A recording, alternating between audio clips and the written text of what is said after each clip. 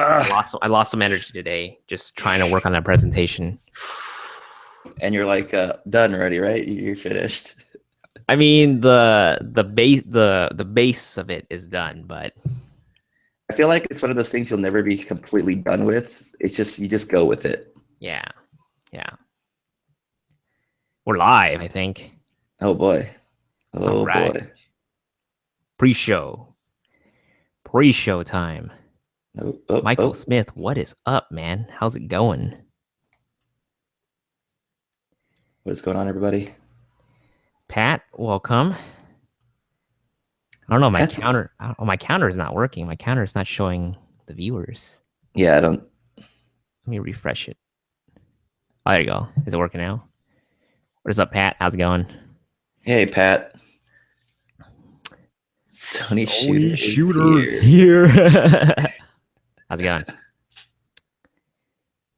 How's it going? Israel. Hey, Jason, what lenses do you recommend for an A6500 tight on a budget? Oh, man, I don't know, dude. What do you shoot, man? What do you shoot? Tell us. What do you do? Video, photos, and we'll help you out. Michael Smith is doing good, bro. I'm like nervous. Yeah, Jason's nervous for his presentation. We just I was gonna do a live today at 12 at noon, and then I was like, you know what? I want to focus on this presentation. And then I got news, and then I was just like, oh great, I have to go live. I should go live now and promo the talk. So we'll be doing a little bit of that. We're doing a little pre-show right now, and waiting for more people to climb on in. Patrick Chang, what's up, man? Michael Smith, do I buy the A9 or wait? Dude, it's such a hard question to answer, Michael. Mike, you're shooting with the A7R too, right? And you're shooting mainly portraits. I think you can wait. Yeah, wait. Yeah, just wait for a little bit. Yisrael, I shoot video, mostly documentary and action. I'm in high school right now. Ooh. I think we talked about this, right, Danny? We said just adapt a lens, like buy an adapter and adapt like a Sigma 17 to 50 or something. Yeah, I feel like if he's doing documentary work, he can manually focus for that. As far as the action part, I'm not sure. Yeah. But for Israel, I think you should try to look at adapting glass. But if you want a prime lens, look at the 50mm f1.8 OSS or the non-OSS because you have the 6500.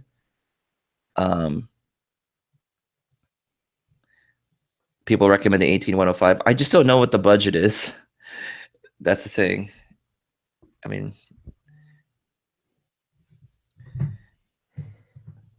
Alan Andrews. Hey guys.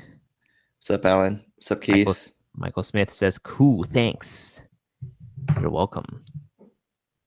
Matt Fan says, don't be nervous, Jason.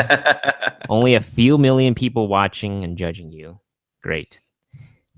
That'd be great if we had 1 million people out there. If I had 1 million people who showed up, that'd be dope. I'm actually okay with that.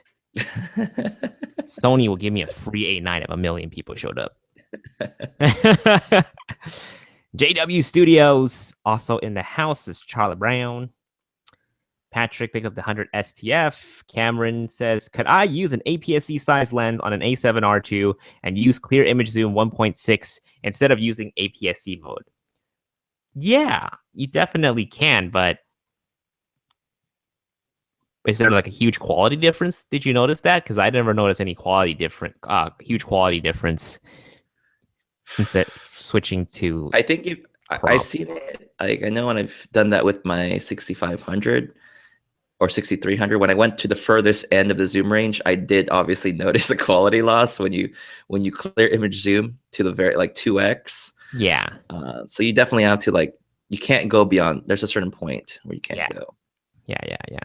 Well, if you're shooting in 4K, clear image zoom 2 times is okay. At 1080, you're gonna lose a lot of quality. Yeah. At the 2 times length or at 2 times end. Let's see, Basil Tech says 6500 or the Canon 80D. If you're not invested in either system, if you're on a budget, to be perfectly honest with you, since I don't know what you're shooting, man, I would say Canon 80D.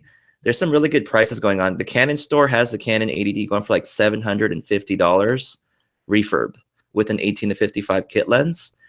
The 6500 is $1,200 now, I think. There's like $100 rebate. I don't know where, if you're from the US or anything, but it just depends on your budget, man. 80D is good too. It's just doesn't have 4K. Cool. Yes, Rio, I would really like to use AF. Is there an adapter that works with that? My budget is under $800 for 2 lenses. Sigma MC11 adapter would probably be your best choice if you pick up Sigma lenses. But again, it's really tough, you know, with that budget that you're working with. So like Danny was recommending the 51.8, or I would actually recommend the 35.18. I think those should nicely fall under your budget. Yeah, that's what I would look at. Keith is on. What's up, Keith? Hamid. Does the 50mm 2.8 good for macro? Yeah, I don't see why not.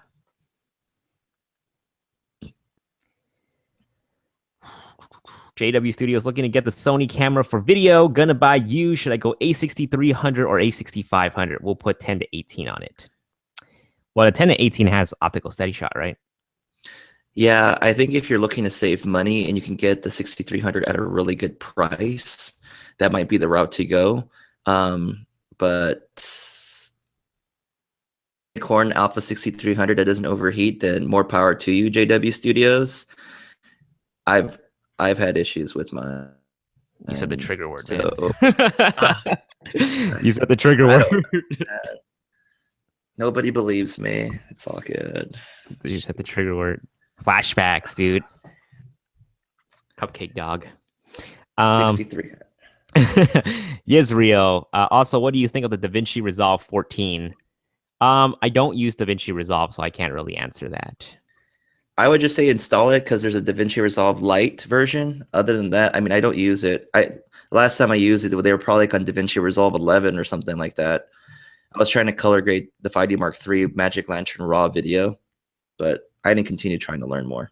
Cool. Yes, Rio says, thanks. I'll make a note of that, guys. Snap click. No, hey, guys. Cameron, I just picked up the A7R2. What lenses should I buy first on a budget? 24 to 70 f2.8 G Master. I know I sound crazy when I say that, but if you need that one lens to get anything done, it's the 24 to 70, man. Oh man. Or get the 50. I'm gonna say. Well, I don't know. What the heck do you shoot, Cameron? Yeah. Are you doing portraits? Then I would get that 85. The Sony 85 f1.8. That's it. Don't get anything else. You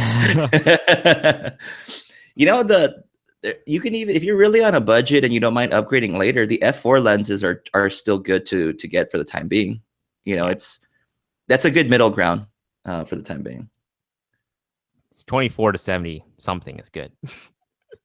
You know, when I borrowed that 2470, it was okay. It was fine. Mm-hmm. Just it wasn't as exciting as the G Master one, but it did the job.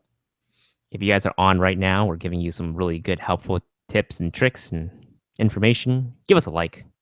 Would really appreciate that. Nathan, my B&H shipment has came in back on Sony. Oh, nice, Nathan. Alan Andrews. What was the backstory for Nathan? Oh, he I don't know. He sent me like an Instagram photo that he just ordered a bunch of stuff from Sony. Oh God! Awesome. Yeah, hopping on the Sony train. Alan Andrews. Anyone heard of a good adapter for Nikon glass yet? My photodiox was my choice until I saw the breaking camera. No, unfortunately, I don't think there's a good adapter out for the Nikon yet. They had the photodiox one, right? That's the only one. I mean, I've considered getting it to try it because I do have access to some Nikon lenses, but dang, the last thing I want is to brick a camera. Let me brick my Sony A9. There you go. There you go. They're not gonna believe me either. They're gonna say I just made it up. God dang it. All right. All right. We need more energy, Danny. We're like dying. All right. Okay. Come on. Come on. Let's do this. Okay. All right. Let's do this. Keith Alexander said, "What focal length do you want?" That's not for us. Patrick Chang, you've had a lot of hot cameras, Danny. I know. I've had a lot of hot cameras. Ooh. I've had a lot of them. Yes. Let's see. Hamid asked, 52.8 versus 90 millimeter. Which one would you choose for product photography?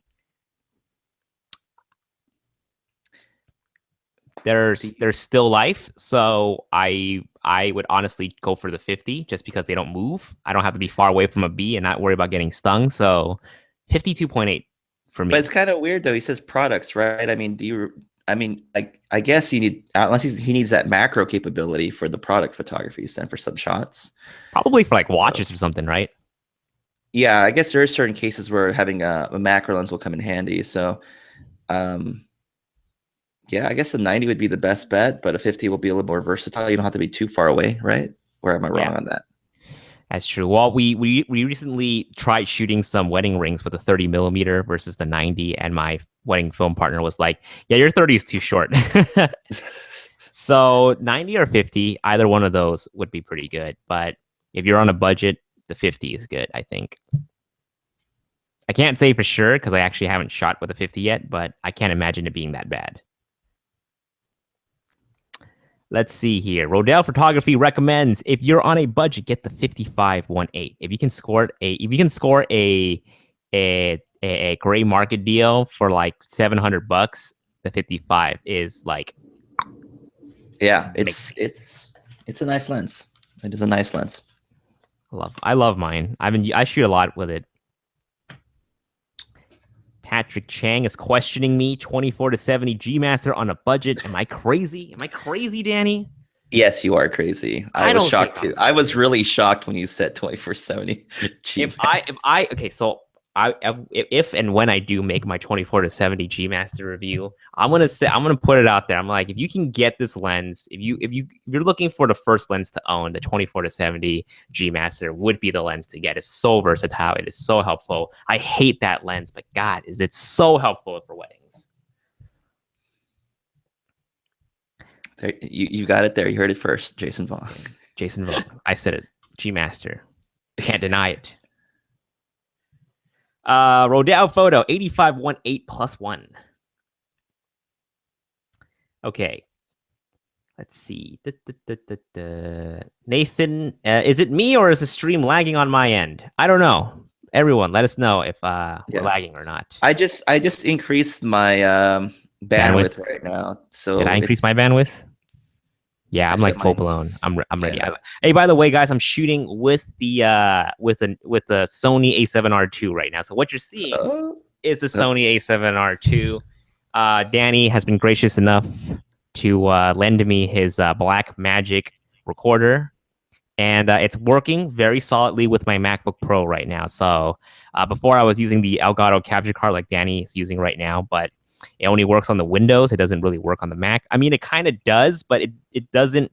The browser doesn't pick it up as a webcam. So I unfortunately couldn't use the Elgato for the Mac. I returned mine, and then I got Danny gave me the Blackmagic. It's working so well right now. Look how crispy this quality is. Well, it looks good on my screen. I don't know if it looks good on the actual stream because of the 720p streaming. But hey. I look a lot more flattering. I'm seeing a little bit of focus move, but it's pulsing. Not a lot. It just happens once in a while. It hasn't happened yet since you're doing that awkward look at the camera. Wow. Well then, I'll have to mess with the settings later. Looks good here. And also, Danny is like, "Hey, move your mic closer because you'll sound better and there's more bass to your voice." And here I am, making sweet, sweet love to my microphone. I'm the Brown in the house. What's going on? I'm the Brown. I'm the Brown. Welcome. Sully Cortez is here. Snap click. Here's a question. Looking to get a slider. Am I okay with a 75 millimeter bow on the tripod to go underneath, or should it be 100? What? That's like the ball head itself. Like there's different sizes that they come in. 75 millimeters, 100 millimeters. Okay. I haven't really messed with that enough to give you a really good answer, Snap Click. So sorry. Yeah, snap click. I'm sorry, I Yeah. actually don't have a slider, so I can't answer that question. But I'm looking to get a slider. Cough cough. iFootage Mini Shark. That's probably coming soon. Wait, you don't have the Edicron stuff or not? I don't own one, but my friend does. So we have the slider one, which is this compact, tiny little slider we control with our phone. Super awesome stuff. Great for macro slider shots. Let's see here. Keith says, no, sorry, Nikon, but photodiox I don't trust. Basil Tech. Okay, let me fix my question to you. Recommend the A6500 or Canon 80D for tech reviews, sometimes run and gun, but mostly in studio. I don't have a budget. Oh, what the heck? No budget. No Then budget. Well, if you are doing tech review, you got to be shooting in 4K, man. You yeah. can't be shooting in 1080. You know, you gotta be where the big boys are playing. You know, you gotta be like MKBHD, you gotta be like TLD today. They're shooting their stuff in 8K. You gotta match that with your 4K quality.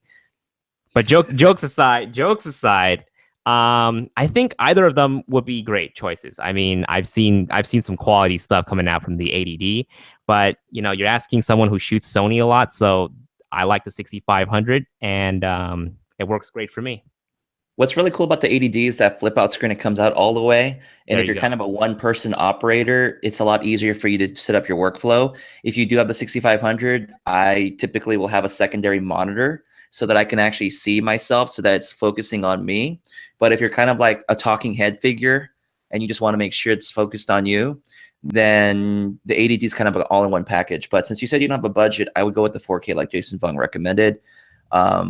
People don't say it makes a difference right now. It probably won't in the short term, but the quality you'll see that quality there. But you got to invest in lights too. It's just not the camera. Like invest in some lighting and everything else. So Yeah, this is probably mutiny for me to say, but the GH5 is also a pretty good contender. that is It has true. that flip out screen and it has that 4K. So out of the two, I think the 80D and the 6500 would have the better autofocus though. So really, it Yeah. really is going to be up to you. For instance, Casey Neistat did stop using the A6500 in favor of the GH5 because of that flip out screen. So really keep that flip out screen in mind and what Danny said. So if you need that flip out screen, it's better to go with either the GH5 or the 80D. All right, Rodell Photo is asking for the A9. Does the battery grip make a difference whether or not you have the old or new firmware? Rodell, I'm just going to be perfectly blunt with you. I decided not to do any more tests today. I've been getting a lot of just like crazy flack on the last videos or so with the overheating stuff. So I just took a break from it. I will try maybe do one test tomorrow on that question about the battery grip because people are asking about it. But I don't think I'm going to post the actual video on my channel anymore because there's just so much people wanting me to move on to something else. So I'll do a test with the battery grip to see. But I don't know whether the new firmware or not. The firmware, here was the thing, Rodell. The firmware, and by the way, the firmware disappeared. I honestly, I don't want to dive into this, but there's like this. I feel like there's this weird conspiracy to make me out like the bad guy. I showed the overheating, and all of a sudden the firmware's gone. It's like making me look like a crazy person. Like, oh, this guy is just losing his mind. But anyway, the firmware doesn't fix the overheating, man. It just delays this. It just delays that. It just delays the symbol to show up on the camera. So I think the battery grip will help. But I need to test it out for sure to make sure. All right. Cool. Matt Fan 1, don't buy an A7R2 if you're going to hamstring yourself with low budget lenses. It's like buying a Ferrari, but buying cheap tires and bad gas for it. Better to get an A6500 and better lenses. A valid point. That's some good points, Matt Fan. No, yeah, guys, it's really hard to recommend a budget lens, especially on how high Sony prices their lenses. So perhaps, you know, even the A7R2, you could shoot in Super 35 mode, but you're not going to get that 42 megapixels. It's actually going to drop down to 18 megapixels. So, but if you're shooting video, it doesn't really matter. So, yeah, it just really depends. But I personally do use APS-C lenses on my A7R2. In fact, I'm using an APS-C lens right now on my A7R2. It's the 24 1.8, and it's doing a fantastic job. Honestly, that's one of the nicest things about the Sony mirrorless system is you can adapt to the APS-C glass. Yeah. When you need it in a pinch, I'm using the A9 right now. The A9 is right here with the 10 to 18. I'm using an APS-C lens right now on the actual A9. I mean, why? I made fun of you for this. I was yeah, like, why would you put a 10 to 18 on an A9? because I don't have the 12 to 24, which I don't think I'm going to get anytime soon because that thing is kind of pricey. But yeah. All right. The post color blog. I think the photodiox adapter only didn't work with one lens. I forgot which one it was though. Ooh, that What was is the some. Wasn't it the macro? I have no clue. That's like, oh, Soli Cortez says 90 millimeter macro. I don't know. Oh, whoop, whoop, whoop, whoop. What happened, man? I lost the chat. So You want to jump to the next question? Yeah, pick up from where you want. Jaya Deva Kavi says, how many secondary cameras do you use next to your primary camera when filming a wedding? I have a 6500 and thinking of getting an A6000 as a second camera. What are your thoughts? Don't do it. Don't get the 6000. If you're shooting videos, I heard it overheats really quickly in 1080p. I said the trigger word again. I'm sorry, Danny. Oh, that's good, that's cool. But I've heard so many subscribers telling me that the A6000 overheats even shooting in 1080. So it's not, again, a 6000 is not really a video camera, so don't get it for video purposes. But if you're looking to getting a secondary camera to shoot, maybe the 6300. I personally, at our weddings, we run like about 5 cameras. We have 2 A7R2s, 1 A7S2, and 2 A6500s. Damn. I know we do too much. I honestly think we do too much. But when it comes to editing, I'm so glad we have extra angles for coverages. Just do Craig Adams style, man. Go minimalist. But then again, he still brings another person out there with him. Well, the other person doesn't really shoot. Like they wouldn't have to bring too much. Yeah. I want to be minimal though. Like just looking at Craig's apartment just makes me feel like I have too much clutter in my life, man. Makes me really question myself. Do I need this monitor? Do I need this computer? Do I need the Sony A9? Don't do it, man. Don't do it. Nah. Ahmad Nashir says, how many batteries do you use for a wedding for your A7R2, Jason? I personally bring 8 batteries. I lost 1 battery, so I have now 7 batteries.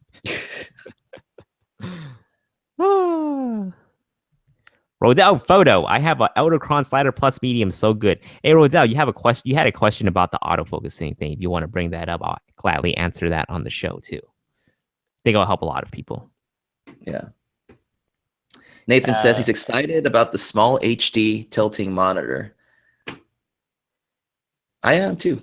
I don't know if I'll get one, but when we saw it, when I got to see it, it was pretty nice. Adam the Brown says, "Oh my God, here you guys doing an A show when I should be watching basketball." Did the game already start? Yeah, basketball is life, dude. Just go watch basketball. Me and Danny aren't. We're 2 Asian guys that will never make it to the NBA. So, hey. There was Jeremy Lin. There was Jeremy Lin. Relax, Jason. Jeremy Lin. Jeremy Lin, because he's Taiwanese. All right. They don't want us. We're too short. Dude, Danny, you're taller than me. You might have a better chance of making it to the NBA than me. Dude, I'm like a manlet next to you. Have you guys seen a photo of me and Danny? You see how Danny just like towers over me? He has the better chance of being in the NBA. And plus, he's a sneakerhead. I'm not. No, that's my brother. I got into it for just a little bit, but oh, you're not in it anymore? Because you have to buy the cameras. You can't buy shoes and buy cameras. You're gonna run yourself dry. My brother would buy the shoes, and I would be the video person and the editor. So does your brother make YouTube videos on shoes? We did do that before. Like, we had a channel before this, which was called Restore My Sneakers, and it got up to about 60,000 subscribers, or 50 to 60,000. 60,000? Mm-hmm. And we started it back in August of 2010. Why'd you guys stop? I started working as a teacher. Once I started working as a teacher, I got so busy, like in 2013, 2014, started doing that, and so I got so swamped. It was my first year. First year teachers, man, we get it's like you don't get any sleep as like a first year teacher. Oh my And gosh. so I pretty much let it slip, like the whole channel, and then we just didn't touch it. Then in 2013 I started that one this channel. The funny thing is I was known as the camera guy in the other channel. Okay. That's the reason why. This is the origin. The That's origin reason story. I went and created the moniker that one camera guy because I just wanted something that was connected to what I was doing before on my old channel to what I'm doing now.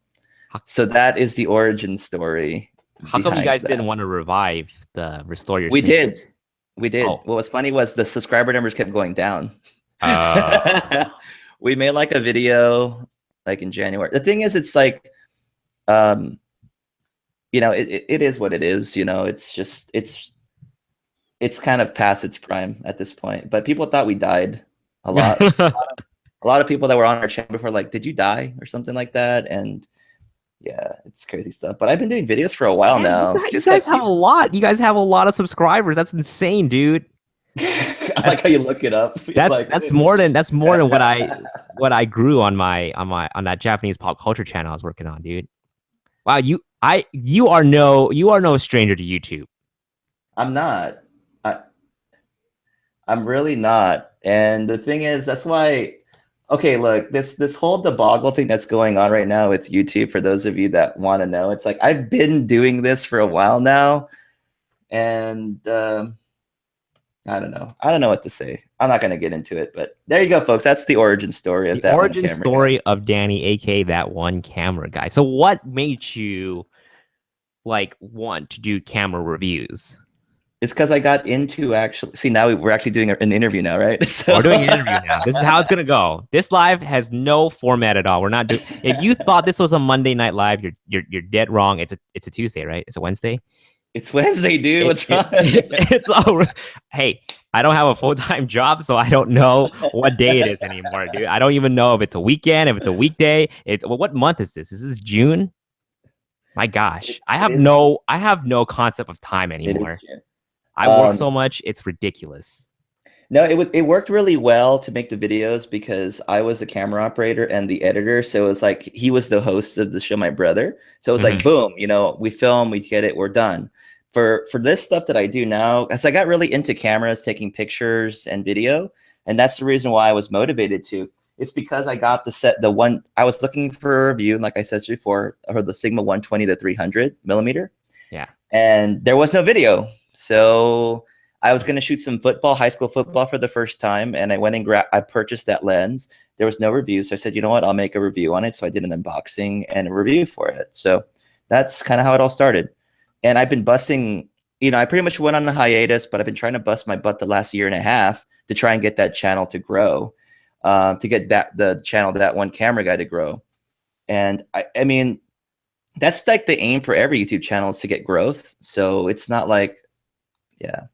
I'm looking at this. This is some high production quality stuff here, man. 4 years ago, you were shooting the shoe with some deep bokeh, man. That's insane. I don't think 4 years ago anybody was doing that kind of stuff. No, that was the thing. Like when sneaker channels were happening, right? Early on, people started finally getting DSLRs, and I was like, oh crap, you know. So I started researching, saw some Dave Dugdale videos from old way back when, and I'm like, I picked up the T2i, and I was like, I'll tell you right now, I didn't even know how to get the bokeh on the T2i. Like, I got the camera, and I'm like, sometimes it's like on auto mode. Sometimes I see the shallow depth of field. Sometimes I don't. I'm like, what's going on? Like, what settings? Like, until I purchased a 50 millimeter 1.8, because everyone said get the 50 millimeter. I still didn't know how to change the aperture on the camera. I still did. I had the camera for like 3 months, I think. Finally, one day, I just turned a setting, and I'm like, oh crap! Like, the shallow depth of field happened on the camera. Your eyes are just opened. You're just like, whoa. Mind blown, like mind blown. That's crazy. That's crazy how you learned how to use your camera on that channel, and now you learn how to use the T3i on the Japanese pop culture channel that I was working for. There you go. It just put me in that scenario, but it was crazy times, man. So what made you decide to get into sports photography? Sports photography is just because I'm working at a high school and have access to the sports, and then I'm able to use the equipment and gear that's connected to it. It's just, And I mentioned before that I'm usually out at these events anyway. So I'm usually bringing kids to either like away games and they're doing interviews or taking pictures too. Like the kids are taking pictures too and they're recording video. And I'm like, I have so much free time. I might as well just go shoot and review the products as well. Like that's the intent. There's no ulterior motive. It's just like build the channel, do the reviews, and just present the information as best as I can. You know, I make mistakes. I'm human, but you know, that's all I can really do. I'm a one-man team, you know, just like Jason Vong's pretty much doing the same thing. It's really tough. Like, yeah, I just do what I can. So, yeah, and that's and look where it's taking you now. You're growing your subs back. You know, you're at what 15,000 right now on your camera channel. it's so much harder now. It is so much harder is it? now. Yeah, I think it took us like 2 or 3 years to get to that 60,000 mark. Wow. But now it's even harder because there's just so much more competition. And what people don't realize, you know, for example, like the overheating thing happened with the A9. Like I didn't know that it was going to go viral.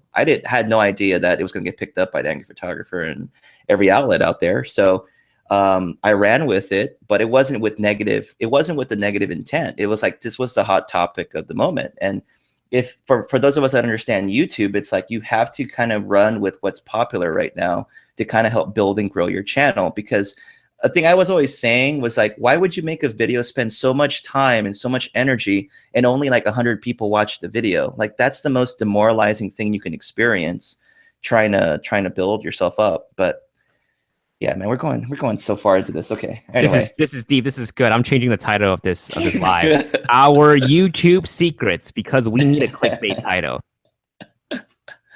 Oh man. Oh, am I muted? I'm not muted, right? No, you're not muted. Our YouTube secrets. Boom. We're still going to be doing AMA, guys, but you know, since we've gone so far and deep into YouTube, so we might as well just. You know what's funny? I know this is really weird, but for those of you that are sneakerheads, I don't know if you know about Air Jordans. They had this clear sole at the bottom where it's like just a clear. It's clear and it would yellow over time, and so. We researched some stuff that you could use to kind of fix the yellowing that happens on the sneakers. And so, you know how I'm dealing with the overheating thing now. My brother and I we were literally always outside because we were testing stuff. We were actually trying to figure out how can we restore these shoes.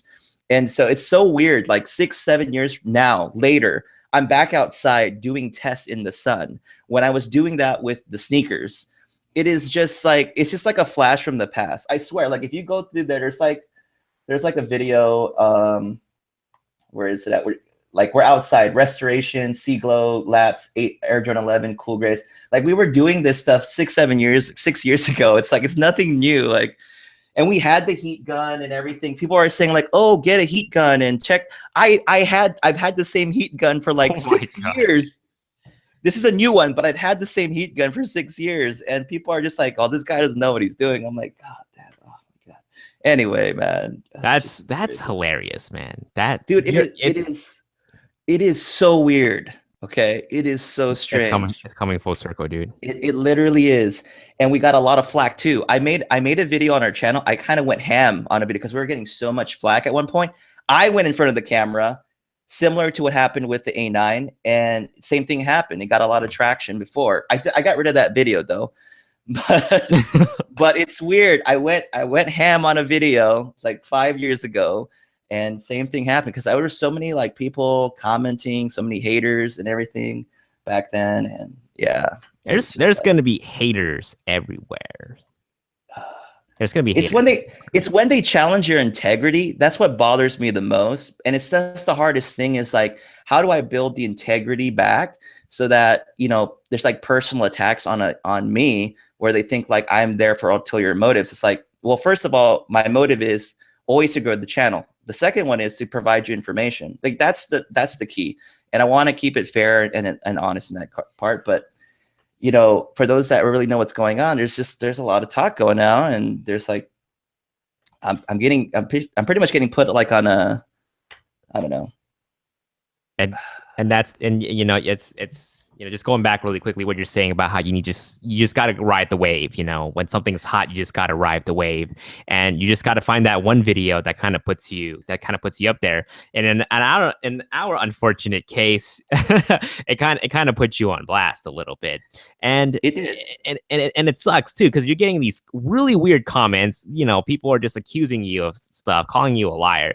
When in actuality, like you're saying, you're just, first and foremost, you're putting out your experience, you're putting out that information, but people still skew you in the wrong way. They'll just call you out and just make up some dumb stuff, dumb rumors, and just like trash you. I just don't understand that.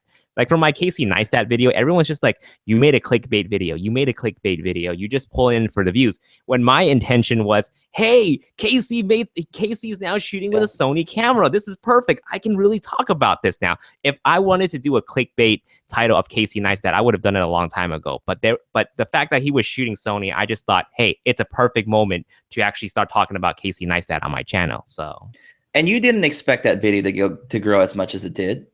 Well, actually, I did.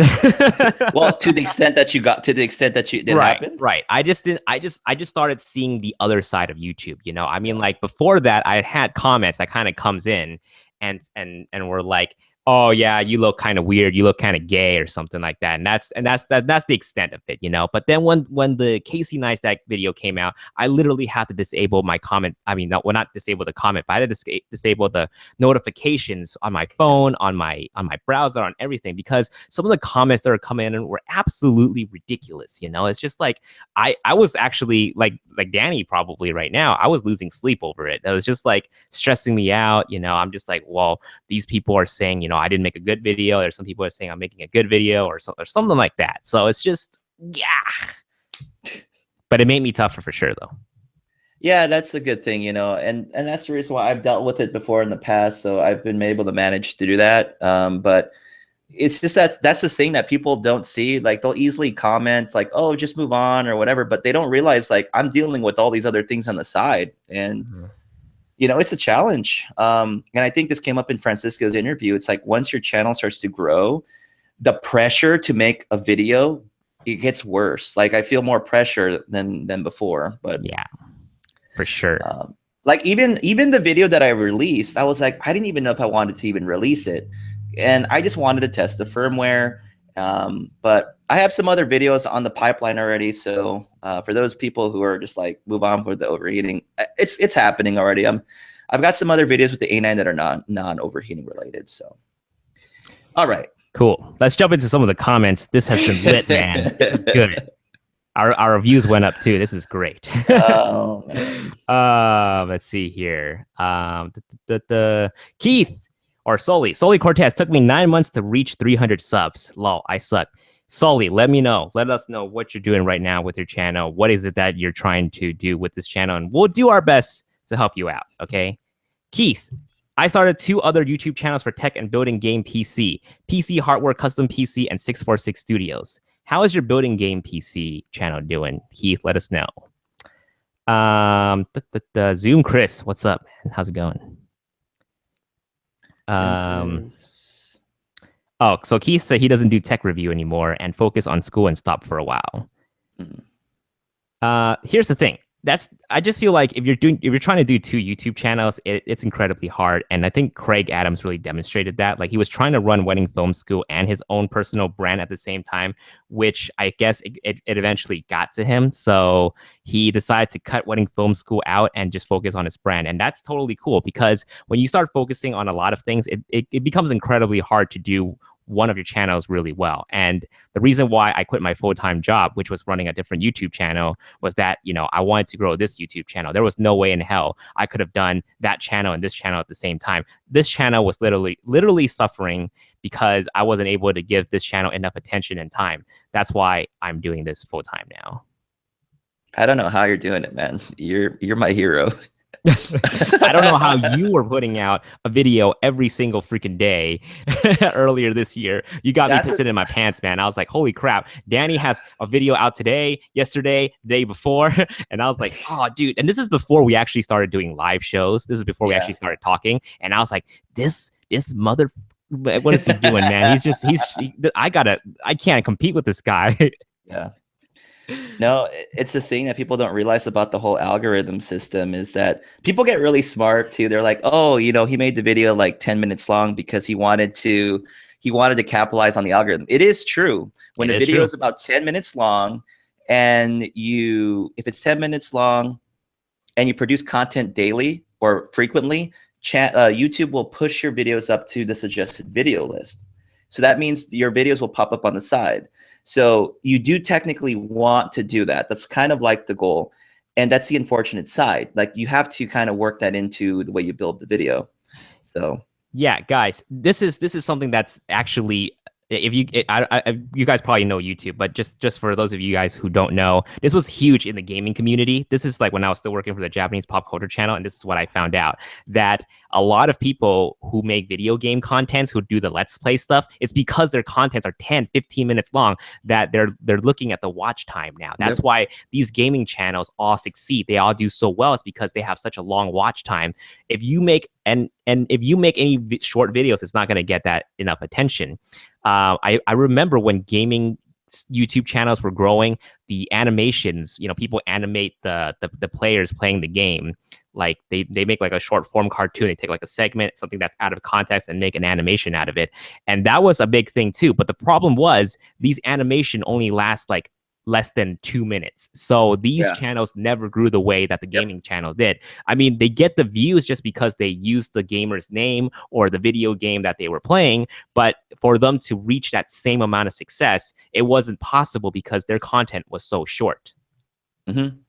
That was the thing. People who made the shorter form contents, they got hit real bad. Yeah. And that was a huge problem too, right? When it first came out, it was a huge problem. Everybody was complaining about YouTube. Yep. The thing is, we're just reacting to what YouTube is doing. It's not like if you want to be successful, you have to react to it. There's certain YouTubers who have several 100,000 subscribers, but they don't get any views on their videos anymore. It's insane. It's kind of scary too. So I should start making 10-minute videos. The reason why I don't is because, well, you guys are coming to my channel. I just want to get to the point, tell you guys the tips and the tricks, and let you guys be on your way. But yeah, I think it's fine to do a mix. I mean, there's nothing wrong with that. And I mean, the podcast itself that we do are long form videos. But so I feel like recently, like if you watch a lot of my videos, they're all under 10 minutes. So I got to get on that 10-minute game too. Yeah. So guys, if you guys are gonna make a 10-minute video, you better make it good. That's the hard part. That is hard. That's something that me and Danny are struggling. Sully Cortez, it's really tough being consistent, showing yourself on camera and communicating with your fans. I learned in my time so far really outweighs a lot of the other content isn't only king. Yeah, engagement is a huge thing too. And believe me, I don't know about you, Danny, but I get like so many Instagram and Facebook messages, and it's hard for me to keep up, to be honest with you.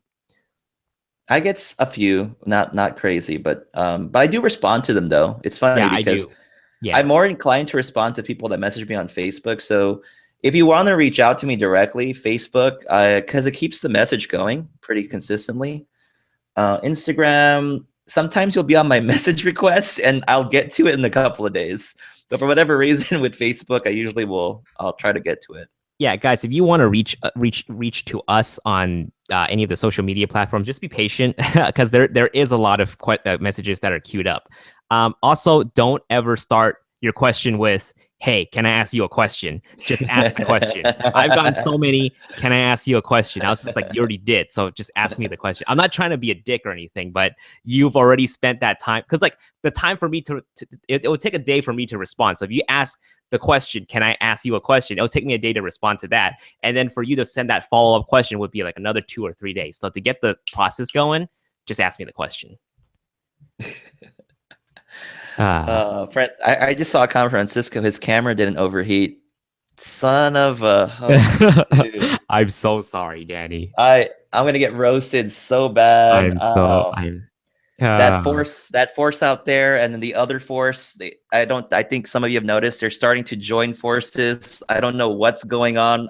We're not going to talk about it here, but it's happening. But anyway, it's happening. Danny, I don't believe you. I haven't seen your camera overheat. Bring it. You know the thing that what I don't understand. It's like I have 2 units. I have 2 A9s, and they both overheat. It's like recorded. I'm like, what more do you want me to do? Like, and then someone said, you need 10 copies of the A9. I'm like, what? You have 2 discrepancy copies. Jeez. All right, bring it to Sammy's. Bring it to Sammy's this weekend, which will be there, by the way. Danny's gonna be there on Saturday at Sammy's Pasadena. We're all gonna watch it. Okay, bring that A9. We're gonna do some tests ourselves. Watch, it's not gonna overheat. Watch, and then I'm gonna lose complete credibility forever. Oh, geez, I'll bring both of them out. Yeah, bring both. Let's take a look. Let's take a look at it. Push rec. Just check this. Just clicked on the stream and you changed the title. I did because before we don't know what we're going to talk about. We're just going to hop on for a random Q&A. But we do want to get a message out at the end of it. But we were on fire with the YouTube stuff. So Francisco says, just keep doing you, man. There's a lot of haters out there. And Shaolin 95. Why you joined this one camera dork guy, man? Looks like every video you do now is with that guy, Jason. Sorry, but you lost a sub. Francisco, get away from this loser before it hurts your rep. Well, Shaolin, I just want to say thank you so much for your support in the past. I really do appreciate it. I'm sorry I lost you, man, but Danny is a great friend of mine, and he's a very credible guy, and I love the work that he does. So partnering up with him, and he has helped me out. This guy, that one camera guy, has really helped me grow my channel. So I owe it to him. Thanks, Jason. Appreciate it, man. No problem, man. For shiz. And I thank you guys, too, for who stuck around, because you guys know the good work that we do, especially Danny, too. SnapClick says, and I lost the comment. I don't understand people coming in here to bash you guys. Well, it's an open platform, so. Dude, guys, there was this one live. I don't know if you guys saw my visible face, but there was someone trolling so hard that my face literally dropped on the stream, and I was just getting really nervous. And I was like, oh God, why is this guy trolling us right now? And I was just getting so nervous. But you know what? If trolling happens, I'm just gonna remove it, guys. Straight into the point. We don't need trolls here. We're here to provide content, to give you guys information. We don't need a troll to be ruining that. So. And comments too. I delete comments if they're has nothing to contribute to the video. That comment will be deleted. Anyways, push rec. So my channel has 45K subs. Why are you here? We have nothing close to that. But he did say, I did not upload for years and basically killed it once I started film school. Ouch. Push rec. I'm sorry, man. What was the channel that you had?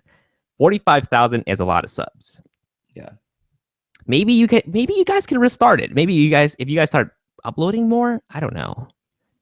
But I do hear you guys, because that Japanese pop culture channel I was running, to be very honest with you, we had 50,000 subscribers. But even though we had 50,000 subscribers, our videos never grew anymore. Our views never grew. It was just stuck at 600 some views, and it was just absolutely weird to me. So can channels really die? Yeah. Or can they be revived at all? I think it's an uphill battle. Jeez. I think it's an uphill battle. Join us next time to figure out more YouTube secrets. The post color blog. I hear you guys about seeing what's hot at the moment. It's demoralizing, especially for me, if I record a 20-minute tutorial and it only gets 100 views.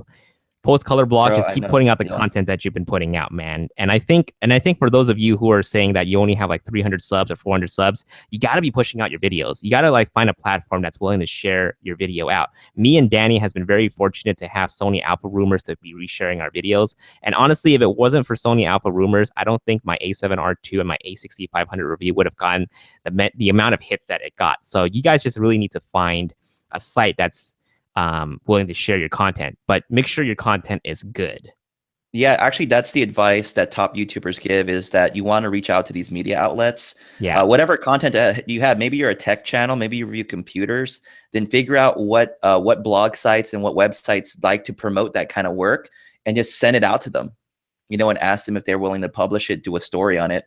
And that just helps you grow much faster, because if you're not taking advantage of those tactics, you're always going to be in a rut and your channel is never going to grow. So, but I know those feels, post color blog. That's how it is usually when you're getting going. Yeah. So believe me, I try reaching out to other blogs to reshare my videos. I literally get no response. So I mean it when I say I really got to thank Sony Alpha rumors for sharing my content, because otherwise it would have never gotten hits. A lot of sites, it's just so hard to reach out to sites like what was it? I don't know, Petapixel. Petapixel would never share my video. I don't unless I make something, unless maybe I do like a portrait kind of thing. But yeah, I have to be like I would have to be the first ones or something.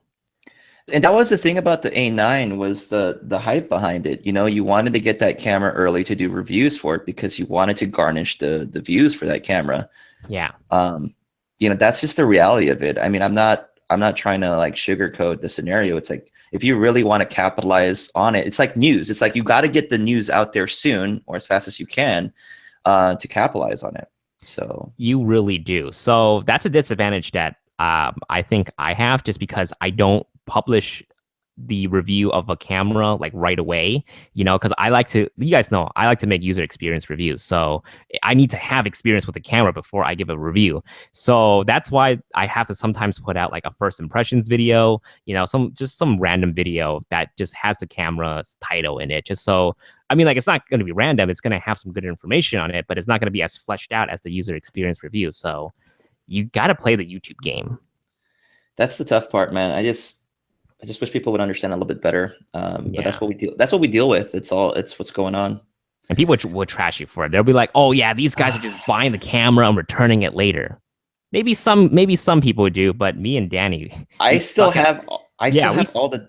Oh my god, we suck at returning stuff. We literally suck at returning stuff. Danny sucked at returning his Blackmagic recorder. That's why I have it now. Otherwise, I wouldn't have had it. So I'm not big on the whole return thing. It's kind of it's not really nice to do, I would say.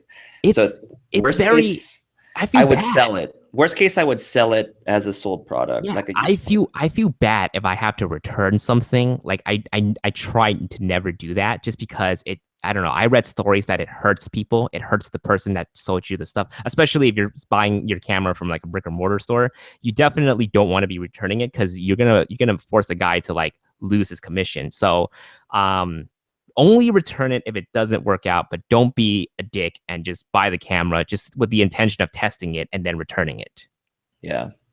Either that or just rent it. Just rent the camera. You know, spend $80 and rent the camera. You can stomach the costs. Renting would be a good way to go. All right. Soy Cortez. That's just YouTube though. Some videos are hot and some are not. It's true. Let's see here. The Zoom Chris. I need one of you to grow my channel. Any takers? Zoom Chris. Keep pushing them contents, man. Keep pushing them. Yeah. David Osler, don't worry, guys. We have your back. Thank you, David. You're awesome. See, I think David Osler is one of those folks that are just like, he's under the radar. Like, he's going to hit it at some point. It's going to be a knockout. He's going to do it. Dude, he's got some great photos and videos to back him up. So he has some great work, great portfolio. Alex Clark coming to see you Friday at Samy's. Alex, thank you so much, man. If you guys are coming to my talk this Friday and Saturday, I guess it's a good time to plug myself right now. Yeah. If you guys are coming Friday and Saturday to my talk at Sammy's Camera in Pasadena, I would greatly appreciate it if you guys can register. And if you guys were thinking about maybe coming, you know, you're not really sure, I would love it for you guys to come. I am super nervous about this talk. I'm like literally shaking right now. My heart is racing. I just finished the PowerPoint, but I know for a fact that if my sub showed up to get my back, I'm going to be like, my confidence level is just going to shoot up. But if I'm going to be talking to a bunch of people who don't know me, I'm shaking, man. I'm just going to start freaking out. Just on stage like this. So come out, support me if you guys can. I would greatly appreciate it. And yeah, come play with the A9.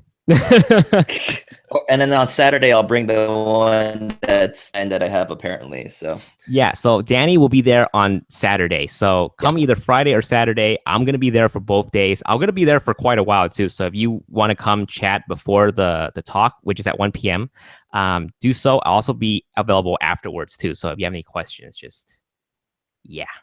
But the important thing is please also register if you are coming or if you're maybe coming. Save yourself a seat, man.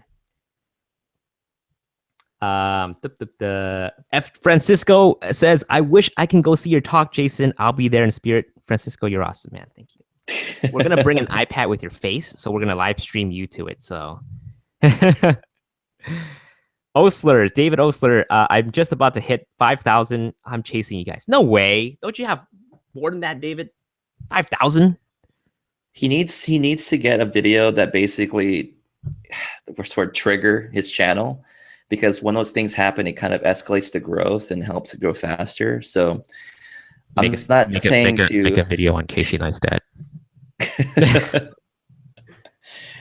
Oh man. No joke though. I think I grew like 3,000 subs because of Casey Neistat. The truth comes out. I wonder if Casey Neistat hates people who like takes his name and make a YouTube video out of it. I don't think it matters at this point for him anymore. Yeah. But I like to think I put out a really good video of what I said about Casey. So yeah. It's all good, man. We all trust you. I'll let you guys decide, because a lot of people didn't like that video. Peter V and said I wasted my time on that. Hi guys, can't wait for the next meet this weekend. What day is Danny going? Yes. Saturday. Peter V, I love you, man. Please register. Pete says Jason is right about the gaming channel. Hell yeah. David Osler is going to go live tomorrow. Guys, check out David Osler. This guy is amazing. He deserves way more subs than me, at least. So go check him out. David got some crazy good stuff. I remember when I was picking up my A7R II, I was looking at his wedding videos and just to like make sure that this camera was right for me. So I got to attribute David Osler for turning me to the Sony A7R II. Awesome. Sully Cortez. Oh, sorry, what? Go for it, man. Sully Cortez, I'm trying to make my YouTube channel focus on filmmaking for the average person just getting into filmmaking. I've been doing it for 15 years, only recently went pro and freelance and want to share. My wealth is knowledge. That indeed. What are some of the videos that you're making? Let us know. I think you should focus on documenting also, Sully, like how you're doing it, what you're doing, vlog style, things like that. And incorporate that. Sully, here's what I'm going to say. If you have been making films for about 15 years, make some kick-ass ones. Don't worry about your YouTube right now. Make some kick-ass films right now. Could be short, could be, I don't know. Just make something, post it on groups everywhere on Facebook. Start getting people to follow you, and then start making a YouTube channel. Because once you post something really, really awesome, people are going to be like, what LUT did you use? What camera did you use? What lens did you use? What stabilizer did you use? They're going to be curious about that. So when you put out, just, you made something, right? Just put something out that's really dope, and then get the people curious about what equipment you use, and then just jump in and help them. I like, you know what Francisco did? Francisco he's not teaching film, but what he did was he posted an amazing portrait, and underneath that portrait he posted a behind the scenes. He literally like labeled little things all over his pictures, like the 38 octobox parapop, whatever, flashpoint, the Canon 60, the 135 millimeter lens. He did something very creative that caught people's interest and want people to come back and question him, like, hey, why did you use this lens, or what lens did you use, or why did you choose this flash? So you got to engage with people on the Facebook group. Dude, I don't guarantee that works though. That's actually some really good advice. Yeah. No, like that's just what I see honestly on Facebook groups. When I see something really cool on the Sony Facebook groups, like someone posted a really dope like trailer to their travel film or their Japan trip, or yeah, here's the secret: if you post something about Japan on any of the Sony Facebook group, I'll watch it. But if you post something really cool, I would question them. I'll be like, hey, this is a really dope shot. How did you get it? And what drone did you use, or something like that. So definitely, if you post something really cool, people will come ask you questions about it. Yeah.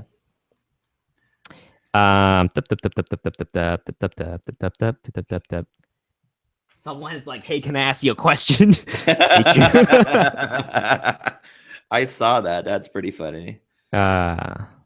Keith says, roast like pork roast. Francisco, thank you for believing me about the video. I appreciate that. Let's see here. Nathan says, you guys are awesome. I thought he says, ignite the haters. We'll ignite them with Danny's A9. Push Rec, been a pleasure to see you both grow. So cool to see you live. Thanks, Push Rec. You're awesome, man. Yeah, thank you, man. Nathan, I got 36 subs, no videos. Weird. you might have gotten subbed by these girls that says, I love you. Please check out my video. I'm getting that sub. I am getting. Oh my gosh. Oh my god. I'm getting the same thing. Weird.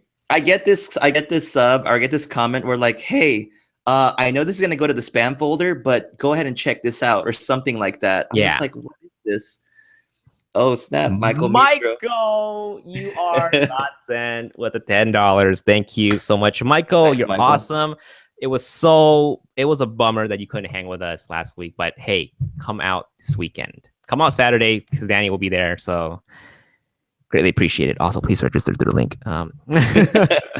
Is there a link somewhere that they can register at? Yeah, go to the description box below. You'll see a link, sammy'sphotoschool.com, and just register any of the days.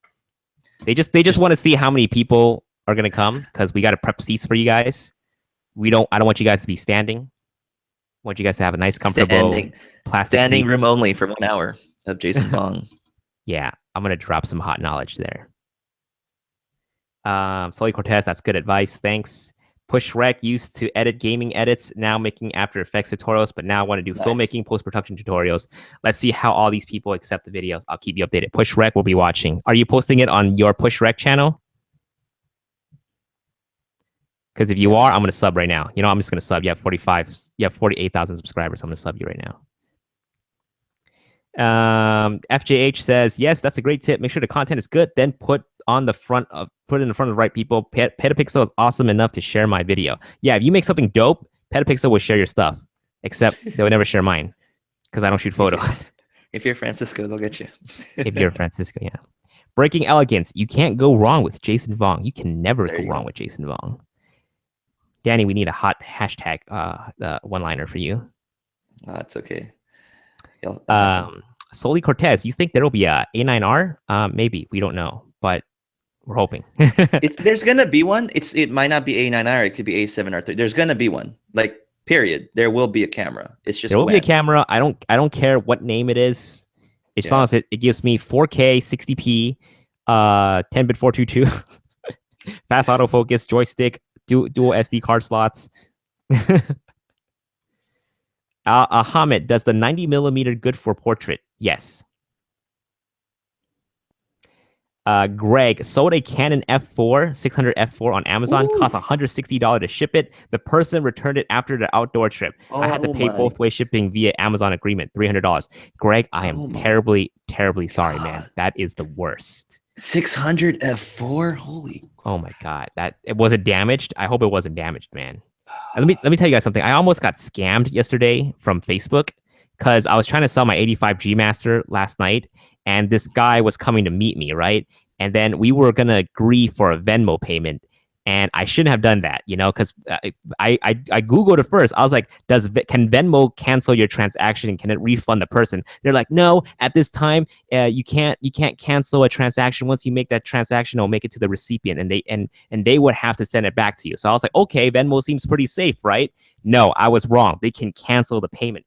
Freaking Venmo, what a liar. But anyways, I didn't sell him the lens. I didn't lose out on any lens or any money. But this guy was like, oh, I can't send you $1,600 right off the bat. I have to send you $80. Like I had to split it up into $80 per transaction. And I was like, hell no, dude. But yeah, there was a lot of red flag with this guy that I should have just went with my gut instinct and like not like meet up with him. I didn't even actually meet up with him. He was trying to send me the money as he was on his way to get the lens. But anyways, the biggest red flag was he wasn't getting the lens for himself. He was getting it for his cousin. So word of advice, guys, if someone is telling you that they're getting it for a relative, don't listen to them. Just take the extra precaution and just be like, hey, I don't know, what do you shoot? You know, find out what they do. You know, getting as much information about the person you're going to meet up it's going to be a lot better than just trying to sell to a person who's just trying to buy it for their cousin. But yeah, be safe out there, guys. I almost lost my life yesterday. Not really, but but just be safe. Breaking Elegance. I'll be in Anaheim, California on the 20th to the 24th. Are you guys going to be doing any meetups there? Danny, what day are you coming? I can't do the 20th because I have jury duty. I've dodged that twice already. I must go now. So there is the YouTube VidCon happening. VidCon is happening at that time frame. So, damn, we're having so many meetups. Like what? Yeah, we're having a meetup every week practically. Right? Oh man. I don't know. We'll see Breaking Elegance. We'll see what Jason wants to do. Yeah, we'll decide later. Peter V, I just registered. Peter V, I love you, man. You're awesome. Thank you, Peter V. I love you all as well. Keith says, back at working on my time lapses, think I can grow my channel with time lapse. Definitely. Just start. See, here's the thing that you have to, if you're not, you cannot just tackle a big topic and own it. You have to attack a niche and a need that people have. So if there's not a lot of people showing you how to do time lapses and showing you how to do it well, then you could be that person that goes to that individual for time lapses. So you want to be that area of expertise that people can go to. So that's just something I've always seen. But yeah. So for me, I tackled the niche, the Sony A7R II. No one has actually touched that when I first started the YouTube channel. But now look at that. Everybody has a video on the A7R II. Everyone's jumping on board. But here's the thing. Even though people come out to go ahead and make videos, the question is, how long do these people last? It's a long haul. Like YouTube is just like a long journey. It is. But what Gary V said it the best, it's a marathon, not a sprint. Yeah, it's a marathon. You don't just start and expect to become successful overnight. Even that's what people are saying, like after the video I did. But like I worked my butt off to even just get to the numbers that I'm at right now. It's like it's a long journey, you know. It is. So you just can't give up. You gotta keep going. You gotta keep going, you know. But find definitely every opportunity you can. But definitely be smart about how you're doing it. Because if you just keep going like I'm gonna do the same thing over and over, but if it's not giving you the results, yeah. You gotta reevaluate. That's me. Yeah, that's me with the A9. Awesome. All right. So it's 7. We're just gonna blaze through a few more, and then we'll call it the end of the chat. Yeah, we're on fire, man, dude. We're on fire right now, dude. Just read something out, Danny. I've lost where I am. Zoom Chris said advice to translate your videos and closed caption them. If you have friends that can help, it'll be awesome, and people around the world will enjoy them. I totally agree with Chris on Zoom Chris on that. What you do is you check the countries that people are actually watching your videos and have them translated to that. There's actually a service that does things called Rev, but they charge you like $1 a minute per video to translate to a different language, I think, or just to transcribe it. But yeah, that's also good. Push Rec, thanks for the Instagram follow. You're awesome, man. FJ, I've seen a lot of people now are subscribing to David. You guys are awesome. David has a lot of good content. Go check him out. Yeah. Breaking Elegance. I missed this. Breaking Elegance gave us $2. Woo! Thank you, Breaking Elegance. You're awesome. Thank you, man. Boom, boom, boom, boom. Let's see. We need more super chats. Hell yeah, we do. Zoom Chris, here's an advice I got from a great YouTuber and photographer. I mentioned that. You mentioned that. Okay, my bad. Moving on. Push Rex says I will probably start a new. Would it be a waste to start a new channel? I guess would be a waste to start a new channel. I guess just hoping people will like the video as it's different content and also change the name.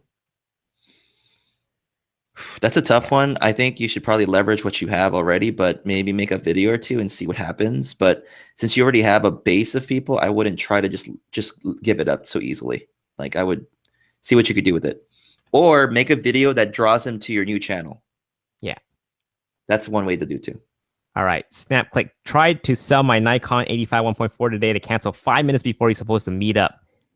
I am so sorry, man, but that's what happened to me yesterday too. We pretty much had to cancel the transaction. Funny thing was, he sent me the transaction without me ever agreeing to it. So when the Venmo thing didn't work, he tried to send me through Facebook. He just literally just sent me like $1,600 over Facebook, and I'm like, what are you doing? I didn't agree to this. So this morning he had to hit me up and be like, hey, can you refund me my $1,600 back? I was like, go away, man. Let's see here, Keith, but I'm always good at time lapse. Make the time lapse stuff and just start uploading it and see where it gets the attention. Sully Cortez, that's what I've always wanted to ask. I've been doing a lot of live streaming lately. Do you think it's better to do more live videos or more edited videos? I've been trying to get out at least 2 videos a week. That's really tough for me to say, but I think I did see an increase of views when I was doing like 3 live streams in a row last week. But it could be the timing thing, though. You just have But to have good content, man. With all what right, you're Danny, I doing. think you're right, man. Let's just do live stream every 5 days a week, dude. We'll test Uh, it out and we'll let you know. yeah, funny story. Did I mention this to you? I don't know if I mentioned it to everybody else, but like I used to listen to a podcast called the 404 Podcast back in the day when I was in college, and I said, "Man, I'd love to have my own podcast one day." 7 years later, or like 10 years later, here I am. Here you are. I don't even remember when I was in college anymore. Okay. I had friends who told me this was like a few years ago, and they're like, we should start a podcast on programming. Not with me, obviously, but they were Yeah. telling me their idea, and I was obviously going to be the tech guy that helps them with them, right? Because I do film. Yeah. But they never did. It never really took off, and I'm quite bummed about that because I've always encouraged my friends to start a YouTube channel. I'm like, dude, you guys need to capitalize on this. If you guys have knowledge out there, put it out there, and look what happened. I wish they did though. I wish they really did capitalize on the whole podcasting and the YouTube thing. Patrick Chang, Jason, don't say fire. Fire, fire, fire, fire, fire. I'm sorry, dude. Steve's in the house. Steve. Are there any okay, Matthew Reyes, are there any other channels that I need to sub to that do videos similar to you both, as well as Francisco and Manny? Yeah. Sub Angry Photographer. I'm just kidding, dude. Oh, you said the name, man. Oh, I'm sorry, dude. I probably summoned him. Dude, I don't know. Zoom Chris, he's trying to work on some vids. Who else is out here? Zoom Chris is trying, yeah. Steve's got videos, but he's got a different style. He goes for the news stuff. Steve. Yeah, go for Steve. Funny thing, I actually get a lot of my news from Steve. Yeah. Yeah. Good job, Steve. Steve, why not? I'm just looking over my sub box right now. Steve's gonna have to go in front of the camera at some point. Recently I've been following this guy named Timothy and Man and Drone, just because I've been very interested in drones. So Timothy Sunday is the guy I'm currently really watching right now because he does a lot of pretty cool videos for drones. I'm the Brown. Thank you for the donation, man. Appreciate it. I'm the Brown. $10. Thank you so much. You're awesome. I'm the Brown. You're always keeping the lights on. He's not watching his basketball right now just to be here. Maybe he's watching basketball and we're on the side, but who's winning? Let's see. Francisco, that bald guy, I can't watch anything he puts out. Yeah, me neither. Awesome. Awesome possum. Warriors are at 4 points. It's still kind of close. Who are you guys rooting for basketball? I don't have a team, so I don't want to be one. I don't want to be those people that just jump on a bandwagon. So I was that kid back in the 90s that just watched the Bulls because my dad would watch the Bulls, but that was like, but I didn't. Yeah, that's just me. Cool. I think that's Rodell. Thank you so much. Golden State Warriors 51 and what is it? CLE Cleveland? Is that Cleveland? Yeah. 47. Awesome. And Nathan's waiting for football to come back. I'm just waiting for swimming to come back on the Olympics. That's the only thing I watch. The only sports I watch is the Olympics. I don't know anybody's name, but I just like watching them swim. Used to be a swimmer. All right. I think that's pretty much it. We said we would be on for an hour and we went over an hour. Danny, is there anything you want to say? Again, I just want to thank everybody that's part of my channel as well as Jason's channel. You've been following the stuff that I've been doing, and no, I'm just very grateful that we even have this platform to begin with. And I don't want people to think that we just take it for granted, like we're just like a joke or anything like that. We really do appreciate everybody out there. So, but yeah, that's what I'll have to say. And don't forget, Jason has an event coming up. If you join the live stream, this was the whole reason why we did this live stream in the first place, because Jason was planning to go live at noon. I said, you know what, just wait till a little later when everyone's maybe at home for the most part in North America. And then that way, more people can see the stream. But if you're able to go, please register. The link is in the description below to the event, either Friday or Saturday. Just register anyway. But just register and register if you can make it out. That'd be really awesome. And again, I'll be there on Saturday. I could technically be out there Friday too, because that's too much driving on your part. No, I'm supposed to technically go down on Friday. Oh, because my younger brother, he Airbnb'd this like place in Hollywood, because he wanted to go see this music concert, and so it's like we check in on Friday. What's the concert, Danny? Kingdom Are you too afraid to Hearts. admit it? Kingdom Hearts. I don't even like I'm the just game. kidding. I would admit to Final Fantasy, but Kingdom Hearts wasn't my thing. So Yeah, I want to go see Kingdom Hearts, man. it's crazy. It's like you have to buy the tickets a year ahead. And I'm like, PlayStation. Yeah. I never had a PlayStation, but when I did borrow a PlayStation, I played Kingdom Hearts. All right, guys. I just for me, I just want to thank Danny again for helping me out with this live stream. I was just gonna go solo today, but it's great to have him on. And just thanks for the plug. And yeah, I'm kind of blanking out. I don't know what else. I don't know. We'll probably have another live. Maybe technically we could live stream your presentation, but we'll see. Let's not do that. I'm be too nervous. All right, guys. Thanks. Well, we want everyone to be there for you. You know, like, you know, they could be there for you, Jason. They can't be there in person, but they can see you succeed. All right, if you can be in charge of the live stream, I'll let you do it because I don't want to handle it. I don't want to have to worry about it on the live stream. Yeah, we could set up on your account and then we'll just stream it. We'll see. There's no guarantee, but it'd be pretty awesome to. Yeah. Okay. So Danny, if you can do it for me, that'd be awesome. So maybe there will be a live stream, guys. You heard it from Danny. Maybe there's a live stream. We'll make it happen. We'll make it happen. All right, guys. Thanks again so much for watching. You guys are dope. Give it a thumbs up if you haven't already yet, and we'll see you guys in the next video. Peace. See you later.